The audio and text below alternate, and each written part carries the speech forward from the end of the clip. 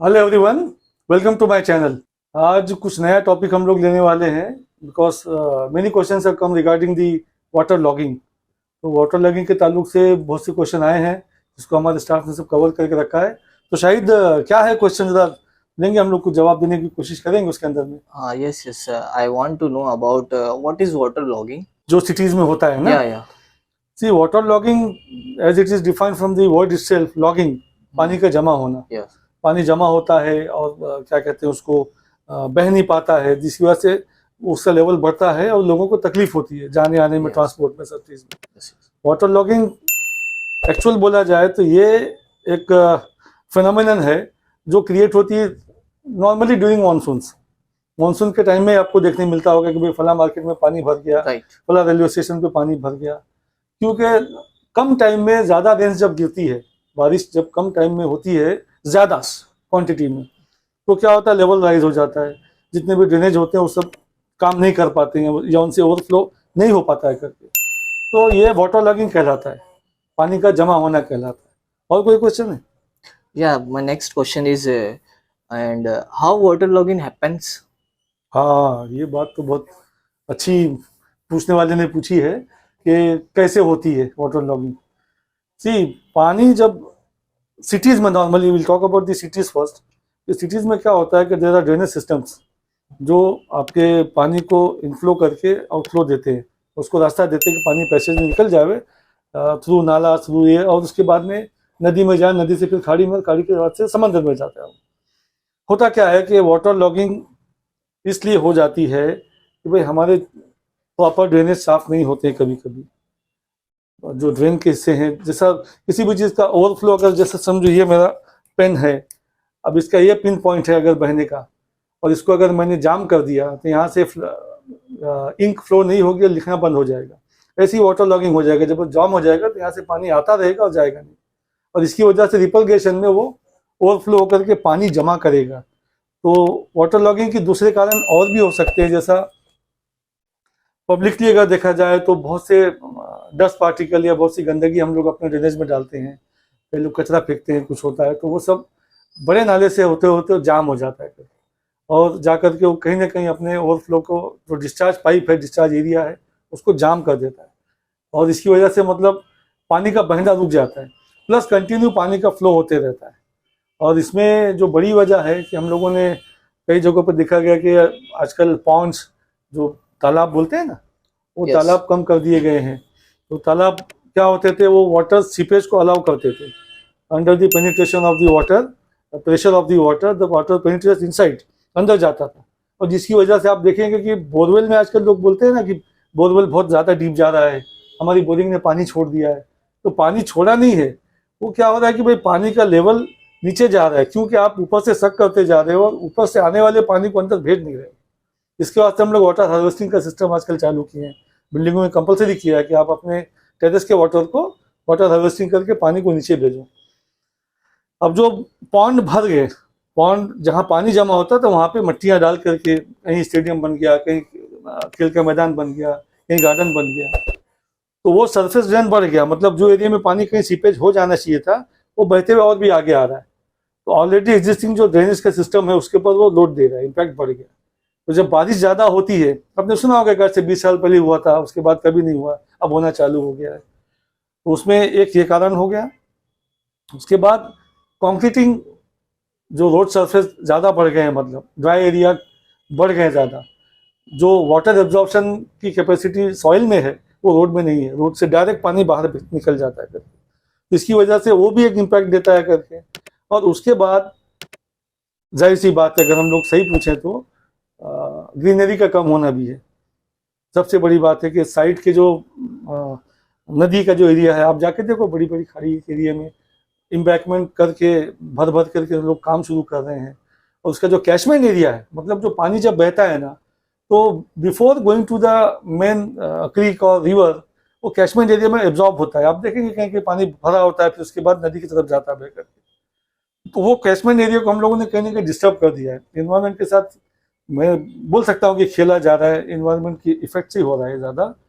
और उसके बाजू में जो ये रहता है ग्रीन बेल्ट जिसको बोलते हैं, ग्रीनरी रहती है, जो पानी को रोकती है कुछ हद तक, वो पानी को रोकने वाली ग्रीन बेल्ट के ग्रीन जो पट्टा है वो खत्म हो रहा है कहीं ना कहीं। इसके वास्ते पानी जल्दी से वापस आ जा रहा है, अगर वो जाता है तो जल्दी से वापस आ जा रहा है। और उसके बाद में एक चौथा पॉइंट मेरा ये रहेगा कि ज्वार भाटा का टाइम होता है, जब पानी ज़्यादा भर जाता है तो डैम से पानी छोड़ा जाता है, कभी कभी डैम से ओवरफ्लो जो उसका सरप्लस वाटर होता है उसको डालना पड़ता है। तो आपने सुना होगा कि ऐलान होता है कभी कभी तो भाई कल डैम का पानी छोड़े जाने वाला, आप लोग एहतियात करो एहतियात करो। डैम का पानी क्यों छोड़ते हैं? नहीं छोड़ेंगे तो वो एक अलग डिस्टर्बेंस हो जाएगा, मतलब एक तो अर्थक्वेक आने के चांसेस है, और दूसरा अगर डैम कुछ फूट जाता है टूट जाता है तो बहुत बड़े लेवल पे पानी का नुकसान हो सकता है, बहुत बड़े लेवल पे, मतलब उसको we can not imagine it. तो डैम को बचाने के लिए सरप्लस वाटर के लिए उसके फ्लड गेट्स खोले जाते हैं, विद ड्यू इंटीमेशन खोले जाते हैं, पब्लिक को अवेयरनेस करा करके। अब वो पानी कहाँ जाता है? वो छोटे नदियों में, छोटे नालों में, फिर बाद में खाड़ी भी जाता है। लेकिन जहाँ से जब सरप्लस वाटर जाता है वो अपना एक डिस्ट्रक्टिव नेचर में रहता है, क्योंकि पानी को आप रोक सकते नहीं, पानी का काम है बहना। जो भी ताकत है कि अगर पानी हार जाएगा तो रुक जाएगा, जीत जाएगा तो तोड़ के जाएगा, एकदम सिंपल सी बात है। डैम के पीछे आपने देखा होगा दीवार के पीछे पानी रुका रहता है, क्योंकि उससे वो हार जाता है। लेकिन जब बहता है पानी, उसके बीच में जो भी चीज़ आती है उसको तोड़ते हुए, उसको काटते हुए अपना रास्ता बना के जाता है।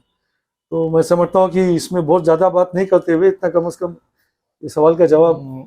और मेरा नेक्स्ट क्वेश्चन ये था कि अभी जैसे वाटर लॉगिंग वगैरह हो रहा है तो उसमें प्रॉब्लम क्या होगी एग्जिस्टिंग स्ट्रक्चर्स जो है, बिल्डिंग्स जो हैं? हमारे कोई भी फाउंडेशन वाटर प्रूफ डिजाइन नहीं रहती।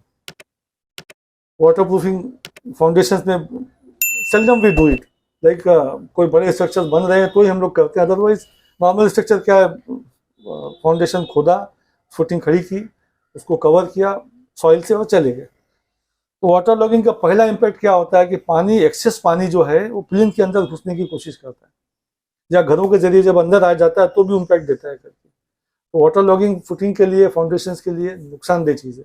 अपनी बिल्डिंग को बचाना चाहिए, उसके लिए अपने को अपनी सोशल रिस्पॉन्सिबिलिटी उसके अंदर बन जाती है कि हम अगर वाटर लॉगिंग हो गया है, दो तीन चीज़ें, एक तो वाटर एनिमल्स आ सकते हैं, सांप है, दूसरी चीज़ें आपके घर से आ सकते हैं, और उसके बाद अगर वाटर लॉगिंग ज़्यादा देर तक रह गया तो ये बीमारी का कारण बन सकता है। बीमारी कैसी? वाटर बॉर्न डिजीजेज हो सकते हैं, आपको स्किन डिजीजेस हो सकते हैं, और उससे नुकसान हो सकता है करके। तो इसका सॉल्यूशन क्या है फिर? सॉल्यूशन अपने, मतलब सबसे बड़ा सॉल्यूशन हम खुद है, क्योंकि नेचर ने जब बनाया है, ऊपर वाले ने जब दुनिया बनाई थी तो उसने सब बैलेंस करके रखा था। हम लोग कहने का इम्बैलेंस कर रहे हैं। अब देखो एक छोटी सी मिसाल देता हूँ मैं आपको, कभी रास्ते में देखो तो लोग गुटखा खाते हैं, ऐसा खोलते हैं, खा जाते हैं, पॉकेट फेंक देते हैं। तो पॉकेट फेंकने वाला आदमी वो ये सोचे, मेरी उससे रिक्वेस्ट है ऐसे लोगों से, तो सोचे कि आपका गुटखे का पॉकेट प्लास्टिक का है, नॉन सॉल्युबल है, वो सॉल्व नहीं होएगा, इसके अंदर में पानी में सॉल्युबल नहीं है, तो जा करके कहीं ना कहीं अपनी जगह बनाएगा, उतनी जगह वो लेगा, चाहे ज़मीन में, चाहे पाइप के अंदर में, चाहे गटर में, चाहे ड्रेन में। तो एक ये चीज़ हो गई। दूसरा, कहीं आप देखेंगे कि पाउचेस में ये यूज़ करते हैं, शैम्पू, फिर बिस्किट के पैकेट, ये वो प्लास्टिक बेस्ड जो मटेरियल, उनका यूज़ कम होएगा तो ही वाटर लॉगिंग को हम लोग रोक सकते हैं या कम कर सकते हैं। अब आबादी बढ़ रही है, पॉपुलेशन बढ़ रही है, तो पर कैपिटल डिमांड भी बढ़ रहा है पानी का, और लोगों ने इस बात को समझना पड़ेगा, लोगों ने, कि भाई ये कुदरती आफत, कुदरती मार नहीं है, सबसे पहले हमारी अपने किए कर्म हो गए। हम लोग जो नदियों के नज़दीक जिन्होंने कंस्ट्रक्शन किए हैं, गवर्नमेंट ने CRZ का रूल बनाया 1994 से। CRZ के लिए इसीलिए बनाया कि जो नदी की विड्थ है या जो खाड़ी की विड्थ है उससे हट करके 50 मीटर, 100 मीटर, 200 मीटर तक कुछ ना आए, कुछ नहीं आए, उसमें मैंग्रोव्स हैं, वो सब बचे रहें ताकि। और वो मैंग्रोव्स क्या करते हैं कि पानी का आउटफ्लो रोक देते हैं। ये जब डिस्चार्ज करने के वास्ते नदी बहती है जोरों में तो अपने आप को फैलाती है, तो उसके फैलाव को रोकने के लिए मैंग्रोव्स काम आते हैं, और वो एनवायरनमेंट के लिए बहुत ज़रूरी है। आप देखेंगे कई जगह पे मैंग्रोव्स पे भी लोग कर करके, भरनी करके, फिलिंग करके उस पर काम कर रहे हैं। तो मेरे ख्याल से मेरी रिक्वेस्ट है लोगों से कि एनवायरनमेंट पर ध्यान दें।